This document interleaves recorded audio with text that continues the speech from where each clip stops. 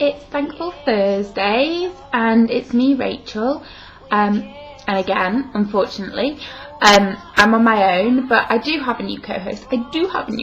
She just hasn't had a chance to make her video yet, so I'm hoping next week you'll get an introductory video from somebody called Katie, who's going to be working with me. She's also from the UK, and I've known her quite a few years now, and we met through a self-help forum, so, well, actual group, actually.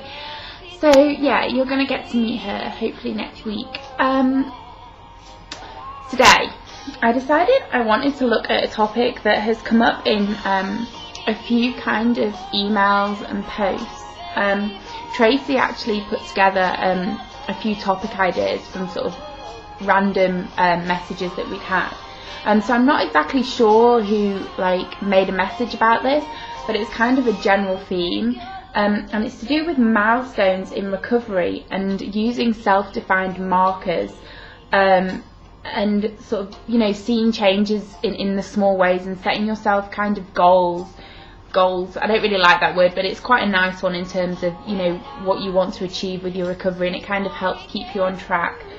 And kind of giving yourself credit for the small changes that happen, because I think one of the biggest things with recovery is that we don't always see what's changing, and I know that's been very typical for me, especially in terms of therapy.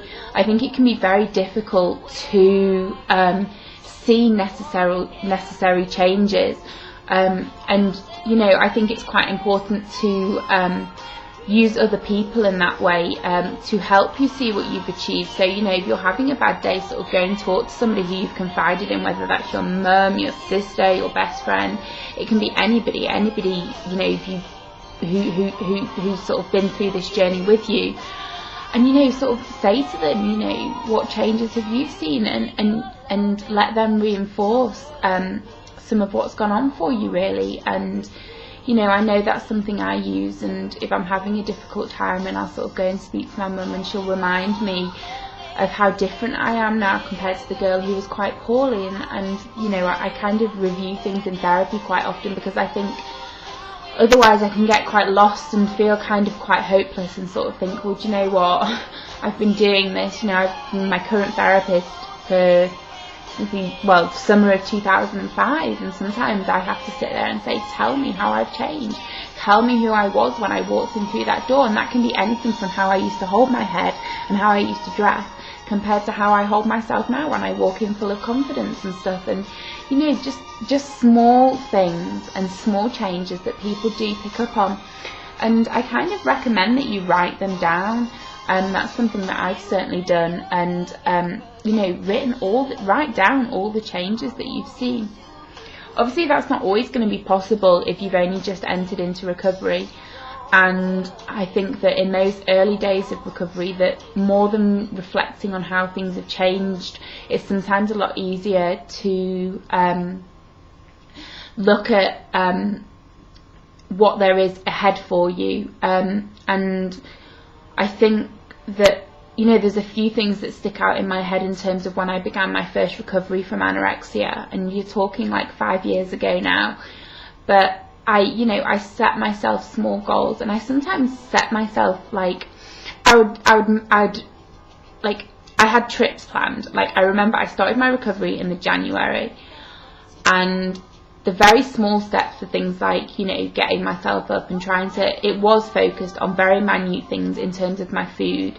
It was challenging myself every week and saying, right, I'm going to try by the end of this week to have introduced this, or I'm going to try a different, a different snack, or I'm going to try and have pasta with my dinner instead of, small things, and I introduced them in a very small way as well. I didn't overwhelm myself with it, and it was like introducing chocolate back into my diet, and all it meant is having a tiny piece every day, not enough to make me feel guilty, but enough that I was breaking some of those behaviours, because I know when I initially started recovering, I had so many fear foods, and I really needed to challenge some of those things. I needed to challenge eating in front of people. I needed to challenge myself by going out. So I might say to myself, right, by the end of this month, I want to have been able to have gone round to my friend's house for coffee and actually eaten some of the biscuits she put out, and just general, just little things, little tiny things, which I don't even necessarily have to do now, but that I set myself because it wasn't something I was doing. And as time progressed, I began to set myself up to do things according to my weight, because I was very underweight initially. And I do remember the first time, like, I've been working very closely with my therapist and with my mum and, you know, with my food, and sort of saying to myself, right, when I get to that weight, I'm you know, I can start walking again with my parents, because I'll have the energy and my weight won't be so dangerously low that, you know, it's putting me at risk. And I remember, you know, that was a reason to keep eating. It was a reason to get well, because I wanted to go outside and I wanted to explore and I wanted to take pictures and I wanted to do all of these things. I booked a holiday to go away to New York in the June time, which was just after my birthday, and it was kind of like, I have to get healthy for that, because I want to be able to go over there, I want to be able to have the energy, I'm going to go with my best friend, I want to be able to eat with her when we go out and stuff. And setting stuff like that made a big difference to me, a really big difference to me. And I think the other big thing that I set myself up for was for 2005, the summer of 2005, I wanted to go travelling. And I had an amazing time in South Africa, but I knew I had to be well. And so these things were just like goals all the time. And as I grew, life kind of grew. And, you know, I ended up going back to university in September of that year. I applied over the summer because I've been doing so well with my recovery.